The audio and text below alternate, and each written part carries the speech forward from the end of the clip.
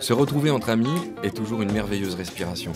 Nous avions chacun apporté à manger et la table s'était peuplée de façon improvisée. C'était comme un décor de saveurs imprévues qui nous rassemblait avec nos ressemblances et nos différences. Pour le choix des vins, nos hôtes avaient gardé le mystère. Au centre d'une table spécialement dressée, trônaient plusieurs bouteilles. Des vins de Bordeaux, de Bourgogne, des vins de France, mais aussi de Toscane en Italie, Coonawarra en Australie, du Cap en Afrique du Sud, de Taipo au Chili, de la Napa en Californie. En observant la table, j'eus l'impression de faire un tour du monde en quelques instants. Après avoir longuement senti puis goûté le premier vin, je ne pus m'empêcher d'écrire mon premier commentaire partout dans le monde. À l'intérieur comme à l'extérieur de la maison, les conversations se mêlaient. La soirée devint plus animée. Attiré par une étonnante lueur, je fixai mon regard sur un verre tenu en main à l'extrémité de la terrasse. À travers ses reflets dorés, le soleil déclinant envoyait un dernier message avant de disparaître.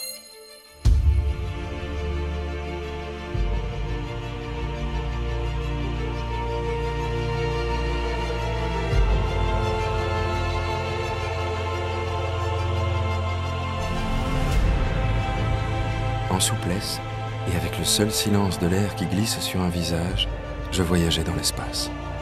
Tous différents et sculptés à la main, d'incroyables paysages défilaient.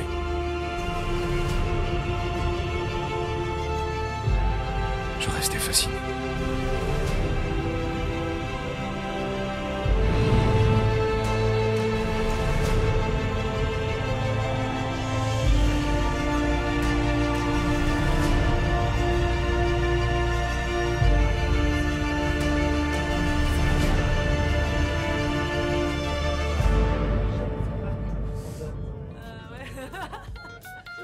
Sans rien laisser paraître de ce voyage secret, j'observais les visages amis autour de moi, mais ce furent d'autres qui s'imposèrent en une étonnante galerie de portraits.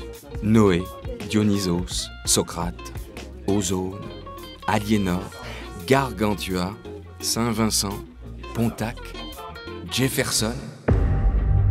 J'avais aussi remonté le temps.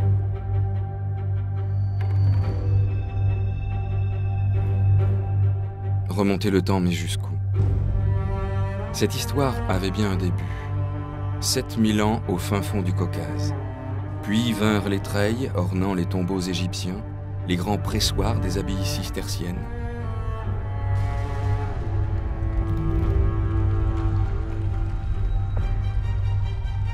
Les décors élégants des châteaux bordelais, les wineries modernes aux lignes audacieuses. Des siècles d'histoire se bousculaient devant mes yeux.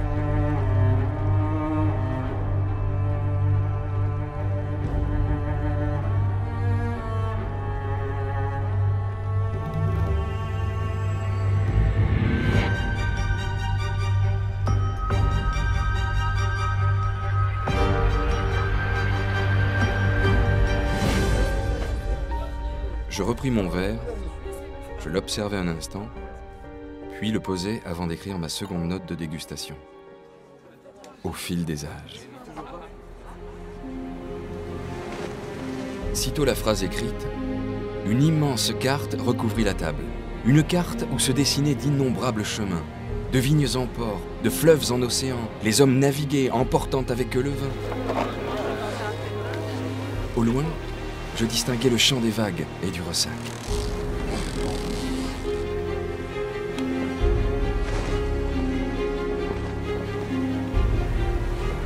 Venu de la cale d'un navire, une mélodie monta. Des marins chantaient.